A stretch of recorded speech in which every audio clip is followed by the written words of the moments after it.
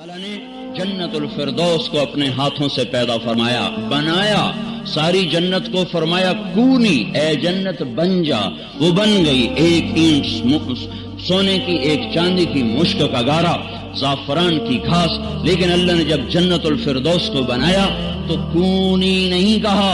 اللہ نے جنت الفردوس کو اپنے ہاتھوں سے بنایا، اس کے درخت بنائے، اس کے گھر بنائے، اس کی نہریں بنائیں، اس کا دودھ بنایا، اس کا شہد بنایا، اس کی شراب بنائی، اس کا پانی بنایا، اس کے پرندے، اس کے چوپائے، اس کے اڑنے والے، اس کے دوڑنے والے، اس کے غلام بنائے، ان کی حوریں بنائیں، درزے بنائے، مسیریاں بنائیں، باغ بنائے، پھول بنائے، پھل بنائے، باغیچے بنائے، مور بنائے، پنکھ بنائے، جو بھی بنائے ہمیں کچھ پتہ نہیں، ہمیں ایمان لائے، پر جو کچھ بنایا میرے اللہ نے اپنے ہاتھوں سے بنایا۔ پھر اپنے ہاتھوں سے بنانے کے بعد اللہ تعالیٰ نے اس پر مہر لگا دی، وہ کسی کو اللہ نہیں دکھاتا، نہ دکھائے گا، نہ دکھایا ہے، اللہ صرف اس دن اس کو کھولے گا جس نے اپنے نیک بندے اور بندیوں کو اس میں داخل فرمائے گا۔ ہاں اللہ خود روزانہ 5 دفعہ اس جنت کو کھولتا ہے، روزانہ 5 دفعہ اس گھر کو کھولتا ہے اور کہتا ہے ازدادی طیبا لاولیائی وازدادی حسنا لاولیائی،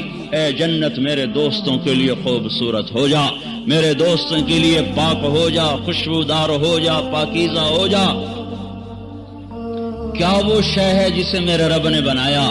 یہ کہاں سے ملے گی؟ راتوں کو اٹھنے سے ملے گی، سجدے میں سر جھکانے سے ملے گی، اللہ پر فدا ہونے سے ملے گی، ماں باپ کی اطاعت سے ملے گی، پاک دامنی سے ملے گی، ماں باپ کے پاؤں دھونے سے ملے گی، میاں بیوی آپس میں ایک دوسرے سے وفا کریں، اس سے یہ ملے گی۔ اس کے سامنے سجدوں میں سر رکھنا، اذان پہ مسجد کو دوڑنا، ترازو کو صحیح تولنا، زبان کو گالی سے بچانا اور غیبت سے بچانا، جھوٹ سے بچانا، عورت کا پردے میں رہنا، نامحرم کے سامنے آنے سے بچنا۔